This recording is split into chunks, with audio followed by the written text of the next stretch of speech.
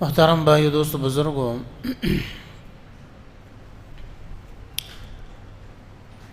اسلامی سال کا آغاز محرم کے مہینے سے ہوتا ہے اور الحمدللہ ہم اسلامی مہینے کے آغاز کے اعتبار سے نئے سال میں قدم رکھ چکے ہیں۔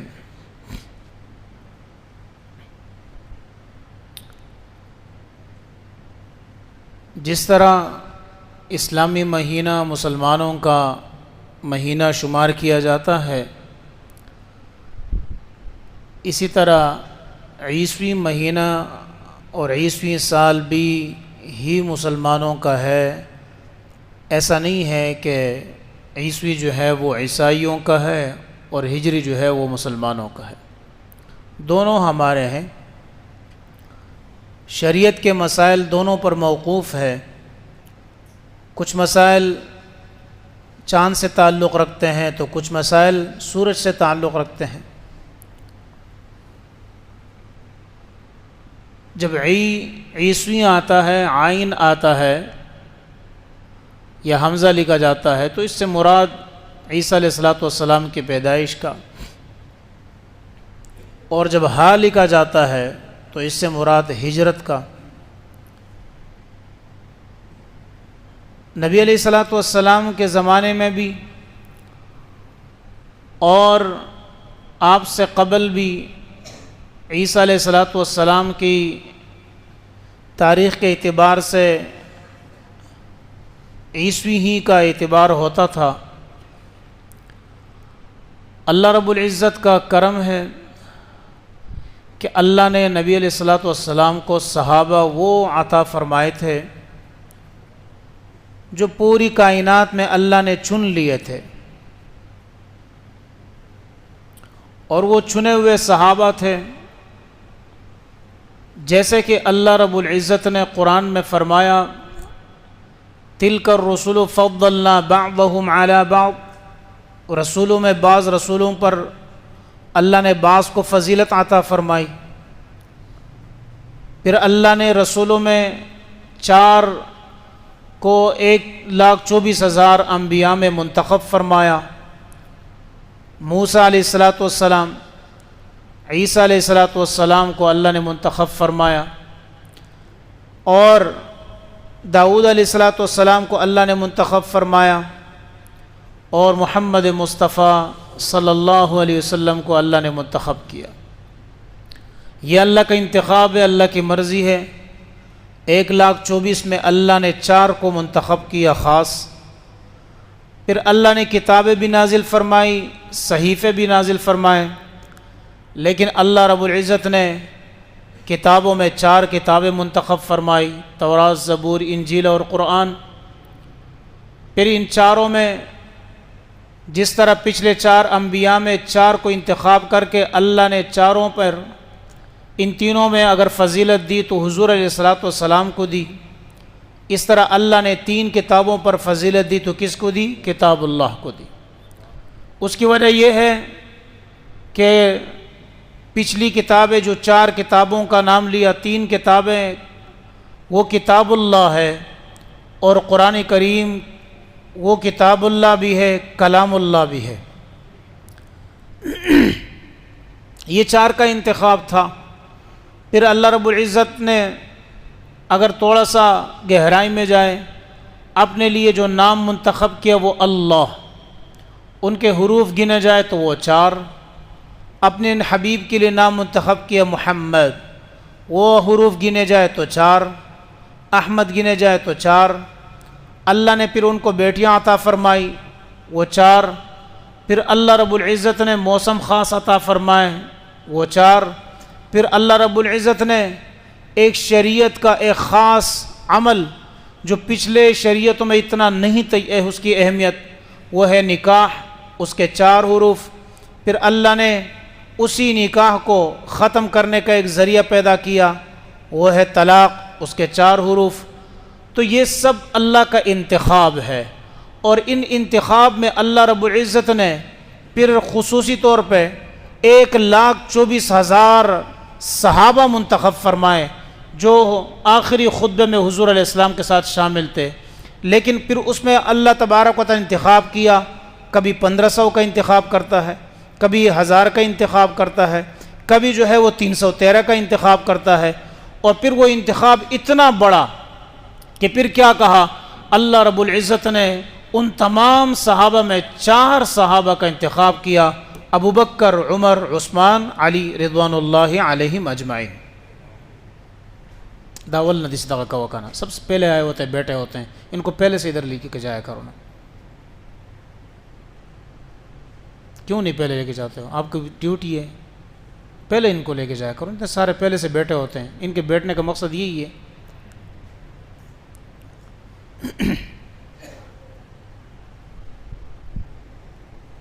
ایک بات 100 مرتبہ کہنی پڑتی ہے، پہلے سے لے کے جایا کرو. ان کی تو غلطی نہیں ہے، آپ کی ڈیوٹی ہے. ان کو کہو پہلے سے آ جاؤ. سارے پہلے سے، میرے آنے سے پہلے یہ سارا حال بھرا ہوا تھا.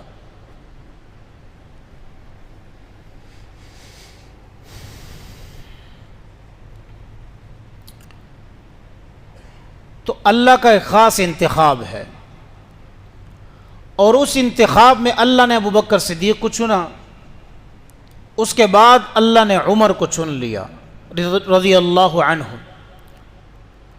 اب جب وہ تاریخ لکھی جاتی تھی تو حضرت عمر رضی اللہ عنہ کو ابو موسیٰ اشعری رضی اللہ عنہ نے خط بھیجا، اور اس میں لکھا کہ اے عمر، آپ جتنے بھی خطوط بھیجتے ہیں، پیغامات بھیجتے ہیں، تو اس میں تاریخ آپ جو ہے وہ وہی عیسوی کے حساب سے لکھتے ہیں. اگر آپ ہمیں کوئی اسلامی تاریخ کر کے لکھ دیں جس میں ہمیں یہ پتہ چل سکے کہ کب یہ خط آیا ہے، کب چلا گیا ہے، تو یہ ہمارے لیے آسانی ہوگی. حضرت عمر رضی اللہ عنہ نے صحابہ کو جمع فرمایا. میں حیران اس بات پر ہوں کہ جہاں پر بھی غیروں کو اعتراض ملتا ہے تو عمر پر ملتا ہے. جب بھی زبان ان کی کھلتی ہے تو عمر رضی اللہ عنہ پر کھلتی ہے.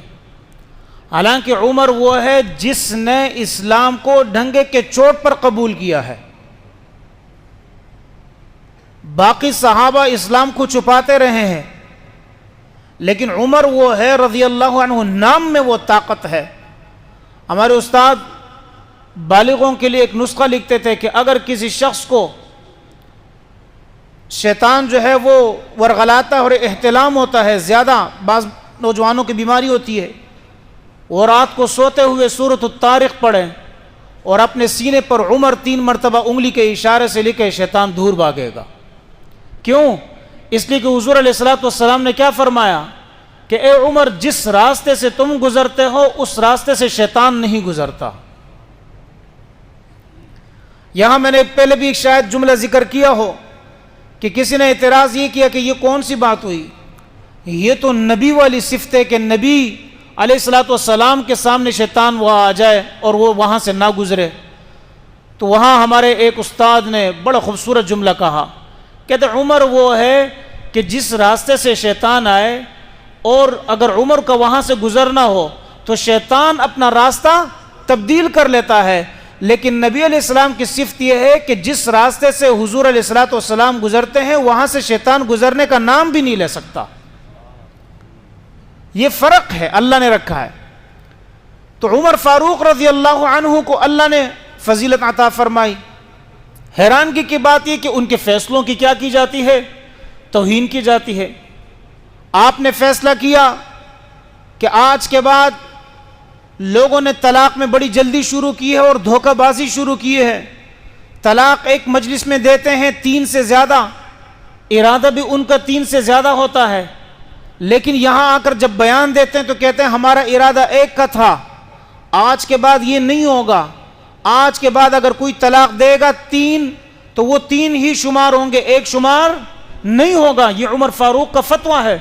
اس پر ہزاروں صحابہ نے بیٹھ کر یہ جو ہے خاموشی اختیار کی کہ بالکل عمر تیرا فتویٰ. آج کوئی اٹھتا ہے اور کہتا ہے کہ نہیں، عمر نے شریعت سے ہٹ کر فیصلہ کیا، ہم حضور کی بات مانیں گے. تو میں حیران اس بات پر ہوں، اگر تم حضور علیہ الصلوۃ والسلام کے اتنا جو ہے وہ رکھتے ہو اور محبت والے ہو تو عمر فاروق کو تو حضور علیہ الصلوۃ والسلام نے منتخب فرمایا ہے۔ یہ تو وہ صحابی ہے کہ ہر ایک شخص کو کہا جاتا ہے کہ ہر شخص حضور علیہ الصلوۃ والسلام کا مرید ہے، اور حضرت عمر فاروق حضور علیہ الصلوۃ والسلام کے مراد ہے، وہ مانگے گئے ہیں۔ آپ نے دعا کی، اے اللہ، کون؟ ایک ابو جہل اور ایک عمر، ان دونوں میں سے کسی ایک کو ہدایت عطا فرما دے۔ اللہ نے عمر فاروق رضی اللہ عنہ کے حق میں یہ فیصلہ فرما دیا۔ وہ تو اللہ کے انتخاب ہے۔ اگر یہ نہیں ماننا، پھر انہوں نے فیصلہ کیا، لوگ ادھر ادھر نماز پڑھتے ہیں، ایک قاری کے پیچھے نہیں کھڑے ہوتے ہیں، کسی نے الگ قاری بنایا ہوتا ہے، کسی نے الگ، مسجد کے کونوں میں الگ الگ جو ہے تراویح ہو رہی ہے۔ آج کے بعد یہ نہیں ہوگا، سارے مل کر ایک قاری کے پیچھے کون پڑھیں گے؟ کیا پڑھیں گے؟ تراویح پڑھیں گے۔ یہ عمر فاروق کا فیصلہ تھا، سارے صحابہ نے مان لیا۔ نمبر ایک قاری کے پیچھے پڑھیں گے، نمبر 2 سارے رمضان پڑھیں گے، نمبر 3 پورا قرآن پڑھیں گے۔ یہ سارا فتویٰ کس کا تھا؟ عمر فاروق کا تھا۔ حیرانگی اس بات پر ہے، پھر یہ بھی کہا ہاں 20 رکعت تراویح پر جو ہے وہ کیا کیا؟ صحابہ نے اجماع کیا۔ اب کوئی مخالفت میں آتا ہے، کہتا نہیں عمر فاروق کا یہ فتویٰ کس کے تھا؟ شریعت کے خلاف۔ نعوذ باللہ ثم نعوذ باللہ۔ کیا سارے صحابہ خاموش تھے؟ میں ایک نقطے پر آ رہا ہوں اور وہاں تک آپ کو لے کے جانا چاہتا ہوں۔ پھر تیسری بات عمر فاروق نے فرمائی، وہ کیا تھا؟ خواتین آتی تھی مسجد، اور مسجد آتی تھی تو سطر کا وہ خیال نہیں ہو سکتا تھا۔ عمر فاروق نے فرمایا رضی اللہ عنہ نے، آج کے بعد خواتین اپنی مسجدوں، اپنے گھروں میں نمازیں پڑھے گی، مسجدوں کی طرف نہیں آئے گی۔ عمر فاروق کا فتویٰ تھا۔ کوئی اعتراض کرتا ہے کہ ان کی بیوی جاتی تھی، اس اعتراض کا میرے پاس جواب ہے، لیکن خلاصہ یہ ہے کہ یہ فتویٰ عمر فاروق کا تھا۔ حضور علیہ الصلوۃ والسلام کی زندگی میں بھی عمر فاروق رضی اللہ عنہ جو حضور علیہ الصلوۃ والسلام سے کہا، عمر فاروق کے اس بات پر اللہ نے آیت نازل فرمائی جن کو موافقات عمر کہا جاتا ہے، یہاں تک کہ حضور علیہ السلام سے عرض کیا، اللہ کے رسول آج کے بعد آپ امت مسلمہ کے خواتین کو کہیں کہ آج کے بعد وہ گھروں سے بغیر حجاب کے باہر نہ نکلیں، پردہ کر کے باہر نکلا کرے، اور باہر زیادہ نہ نکلا کرے، بلکہ اپنے گھروں میں زیادہ بیٹھی رہے، یہی ان کے لیے بہتر ہوگا۔ حضور نے کیا فرمایا؟ میں جب تک اللہ کا کوئی فیصلہ نہیں آتا میں کچھ نہیں کہہ سکتا۔ عمر بس یہ آپ کی بات میں نے سن لی تو سن لی۔ اللہ نے فوراً آیت نازل فرمائی، کیا فرمائی؟ یا نساء النبی لستن کاحد من النساء ان اتقیتن فلا تخضعن بالقول فیطمع الذی فی قلبه مرض وقلن قولا معروفا وقرن فی بیوتکن ولا تبرجن تبرج الجاہلیة الاولى واقمن الصلاة وآتین الزکاة واطعن اللہ ورسولہ انما یرید اللہ لیذہب عنکم الرجس اہل البیت ویطہرکم تطہیرا۔ اللہ نے عمر کے اس بات پر اتنا موافقات عمر میں کہ اتنا خوبصورت جملہ فرمایا، اے نبی کی بیویوں اپنے گھروں میں بیٹھی رہو، نماز پڑھو، روزہ رکھو، اور یہ سارے اعمال کر دو، اللہ کا ذکر کرو۔ کیا ہوگا؟ کیا ہوگا؟ اللہ نے فرمایا وَيُطَهِّرَكُمْ تَطْهِيرًا۔ اے نساء، اے اہل بیت، اللہ تبارک و تعالی عمر فاروق کی اس سوچ کی برکت سے جو آج میں نے تم پر لازم کیا کہ گھر میں رکھو، اپنے آپ کو گھر میں بیٹھی رہو، اس سوچ کی برکت سے اللہ تمہیں پاک کر دے گا۔ وَيُطَهِّرَكُمْ تَطْهِيرًا، یہ وہ اس پاک سوچ کی پاک نتیجہ تھا، پاک سوچ کا وہ پاک نتیجہ تھا۔ عمر فاروق کی پاک سوچ تھی، اللہ نے پاک نتیجہ نازل فرمایا کہ اس سوچ کی برکت کیا ہوگی؟ اللہ تمہیں پاک کر دے گا۔ یہ عمر فاروق کا فتویٰ تھا۔ خلاصہ یہ کہ حضرت عمر فاروق رضی اللہ تعالیٰ عنہ، انہوں نے جب یہ چیز سنی تو انہوں نے سب سے پہلے یہ کہا کہ اب ہمیں آج کے بعد کوئی تاریخ مقرر کرنی چاہیے۔ کون سی تاریخ مقرر کرے؟ کسی نے کہا حضور علیہ الصلوۃ والسلام کی پیدائش، کسی نے کہا نہیں حضور علیہ الصلوۃ والسلام کا وفات، کسی نے کہا جب نبوت آپ کو ملی، بعثت۔ یہ 3 مشورے۔ ایک نے مشورہ دیا جب حضور علیہ الصلوۃ والسلام نے ہجرت کی۔ یہ سارے مشورے جب آئے، عمر فاروق رضی اللہ عنہ نے کیا کہا؟ ہاں وفات تو نہیں لے سکتے ہیں کیونکہ وہ غم ہے، اور غم ایک مرتبہ ہوتا ہے، بار بار نہیں منایا جاتا۔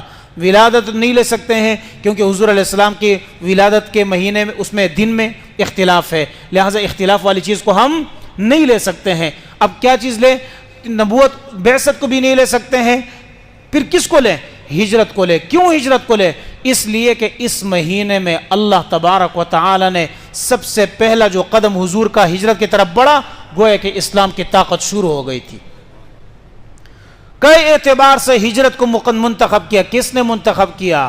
عمر فاروق نے. پھر اپنا مہینہ بھی تبدیل کرو اگر حکم نہیں ماننا. چینج کر دو اپنا مہینہ کہ نہیں بھائی ہم عیسوی پہ چلیں گے، ہم محرم وغیرہ پر نہیں چلیں گے.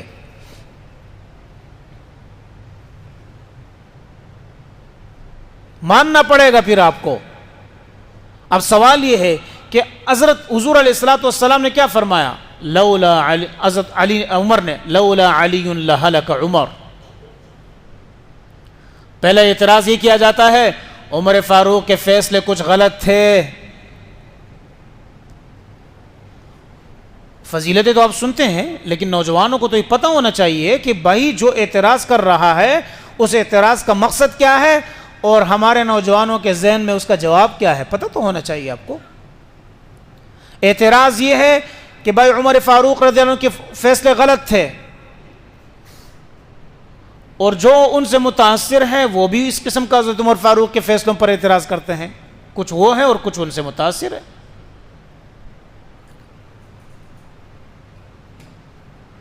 اعتراض ہے وہ کیا ہے؟ کہتے ہیں کہ حضرت عمر کے فاروق کے فیصلے غلط تھے. کس طرح غلط تھے؟ کہتے ہیں اس طرح غلط تھے کہ ایک دفعہ حضرت عمر فاروق کے پاس ایک عورت کا فیصلہ لایا گیا، اور فیصلہ کیا تھا؟ وہ یہ تھا کہ اس خاتون کے بارے میں یہ تھا کہ ان کو رجم کیا جائے گا، کہیں اس سے زنا سرزد ہو گیا تھا. عمر فاروق رضی اللہ عنہ جب فتویٰ دیا کہ اس کو ابھی رجم کیا جائے تو علی رضی اللہ عنہ آئے، کہنے لگے نہیں اس طرح نہیں کریں. کیسے کریں؟ اس کے پیٹ میں بچہ ہے اور جب تک اس بچے کی تو کوئی غلطی نہیں ہے، لہٰذا جب بچہ پیدا ہوگا اس کے بعد اس کو رجم کیا جائے گا. اس موقع پر حضرت عمر فاروق نے فرمایا لولا علی لہلک عمر. اگر علی نہ ہوتے تو عمر کیا ہو جاتا؟ ہلاک ہو جاتا.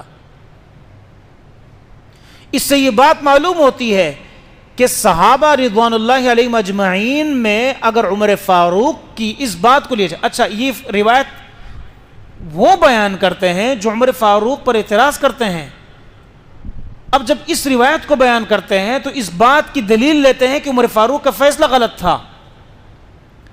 لیکن میں حیران ہوں کہ اللہ ہدایت عطا فرمائے کہ اس بات کو کیوں دلیل نہیں بناتے ہیں کہ عمر فاروق علی رضی اللہ عنہ کے فیصلے کو مانا کرتے تھے. تھوڑی سی تو ہم عقل استعمال کریں، نوجوانوں کو یہ ذہن میں بٹھائیں اس دلیل کو کہ اگر اس بات کو مانا جائے کہ عمر فاروق رضی اللہ عنہ نے کیا کہا؟ لولا علی لہلک عمر. اگر علی نہ ہوتے عمر کیا ہو جاتا؟ ہلاک ہو جاتا. اس بات کو بھی دلیل ذہن میں بٹھا دیں. نوجوان غور سے سنیں، جمعے میں کچھ سمجھ کے جائیں. صرف یہ آہ و بقا یہ چیزوں کے لیے نہیں بیٹھے، یہ سمجھ کے جائیں کہ اگر اس فیصلے کو تم مانتے ہو کہ علی رضی اللہ عنہ کے بارے میں عمر فاروق نے یہ کہا ہے تو پھر اس بات کو بھی مان لو کہ عمر فاروق کا علی رضی اللہ عنہ کے ساتھ کوئی مخالفت نہیں تھی، بلکہ دونوں کی محبتیں تھی، دونوں ایک دوسرے کے ساتھ محبت کرتے تھے. یہاں تک کہ علی رضی اللہ عنہ کے بارے میں آتا ہے اور صاف روایت ترمذی شریف کی ہے، وہ کیا فرماتے ہیں؟ علی فرماتے ہیں مجھے نبی علیہ السلام نے حکم دیا اور حکم دیا کہ جاؤ کچھ لے کر آؤ کہ میں لکھ لوں آپ کے لیے. اور جب میں نے کہا، عرض کیا کہ اللہ کے رسول اگر میں ابھی جاؤں گا، ذہن میں سوچا کہ میں جاؤں گا قلم لے کے آؤں گا، ایسا نہ ہو حضور علیہ السلام اس دنیا سے رخصت ہو جائے. میں نے عرض کیا، علی فرماتے ہیں رضی اللہ عنہ، میں نے عرض کیا اے اللہ کے رسول جو کہنا ہے آپ مجھے بتا دیں، میں سن رہا ہوں. تو آپ نے کیا فرمایا؟ میں تمہیں نماز کا حکم دیتا ہوں، لوگوں کو کہو. میں تمہیں زکوٰۃ کا حکم دیتا ہوں، غلاموں کے بارے میں نیک رویہ کی نصیحت کرتا ہوں. یہ سب جب کہا تو علی رضی اللہ عنہ فرماتے ہیں اگر خلافت کا فیصلہ کرنا چاہتے، سنیں مسند احمد جلد نمبر 2 حدیث نمبر 693، حدیث حسن ہے. اگر حضور علیہ الصلوۃ والسلام میں یہ سوچ رہا تھا، علی فرماتے میں یہ سوچ رہا تھا اگر حضور علیہ الصلوۃ والسلام خلافت کا آرڈر دیتے یا خلافت لکھواتے تو مجھے یقین تھا کہ وہ ابوبکر صدیق ہی کی خلافت ہو سکتی تھی. کون فرما رہے ہیں؟ علی کرم اللہ وہ جو فرما رہے ہیں. علی رضی اللہ عنہ فرما رہے ہیں اگر مل سکتی تھی تو کس کو ملتی؟ ابو بکر صدیق کو. یہ مسند احمد ہے. علی رضی اللہ عنہ. تو خلاصہ یہ ہے کہ اگر حضور علیہ الصلوۃ والسلام جو ہے عمر فاروق حضرت اب تشریف رکھے ہیں,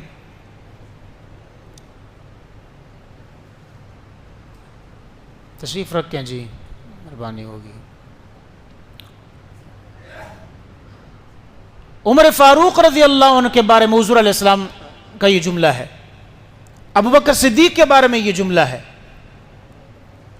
تو اس بات کو سمجھنا ہے کہ اگر حضور علیہ الصلوۃ والسلام, اگر حضرت عمر فاروق رضی اللہ عنہ یہ بات فرما رہے ہیں کہ علی نہ ہوتے تو عمر ہلاک ہو جاتے, میں اس کی طرح ایک اور حدیث لے کے آیا ہوں. اور وہ حدیث کیا ہے؟ وہ فرماتے ہیں عن ابی سفیان قال حدثني اشیاخ منا قالوا جاء رجل الى عمر بن خطاب رضی اللہ عنہ فقال یا امیر المؤمنین انی غبت عن امرأتی سنتین فجئت وهي حبلى فتشاور عمر فرجمها قال معاذ فقال معاذ بن جبل يا امير المؤمنين ان كان لك عليها سبيل فليس لك على ما في بطنها سبيل فاتركها حتى تضع فتركها فولدت غلاما قد خرجت ثناياه فعرف الرجل الشبه فيه فقال ابني ورب الكعبة فقال عمر عجزت النساء ان يلدن مثل معاذ لولا معاذ لهلك عمر. فرماتے ہیں ایک شخص آیا, وہ عرض کیا اے عمر میں 2 سال سے باہر گیا تھا, غائب تھا, اور میں جہاد کے لیے کسی غرض سے گیا تھا سفر پر.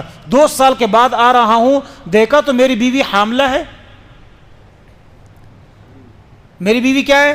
حاملہ ہے, اور حمل ٹھہرا ہوا ہے. اب 2 سال کے غائب ہوں, پھر بیوی کو حمل کیسے ٹھہر گیا؟ تو عمر فاروق نے فرمایا لے کے آؤ ان کو. یہ تو ہو ہی نہیں سکتا نا. حمل کی کم سے کم مدت کتنی ہے؟ یہ طالب علم نہیں بتائیں, عام. چلو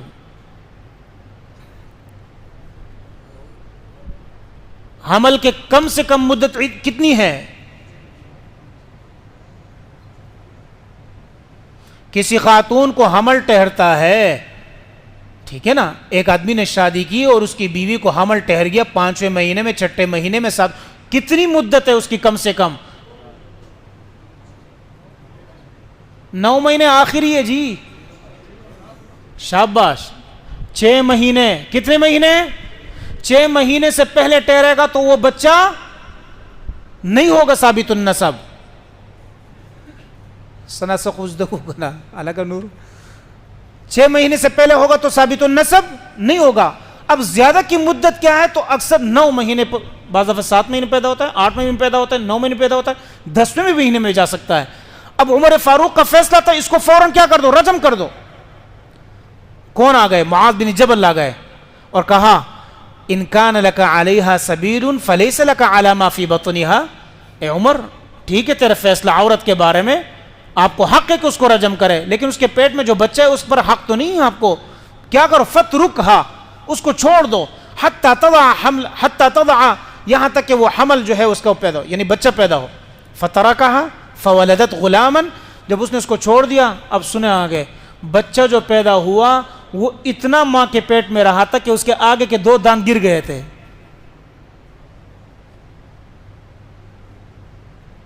نہیں, خرجت ثنایا, اس کے 2 دانت کیا نکل آئے تھے 2 سال کے اندر بچے.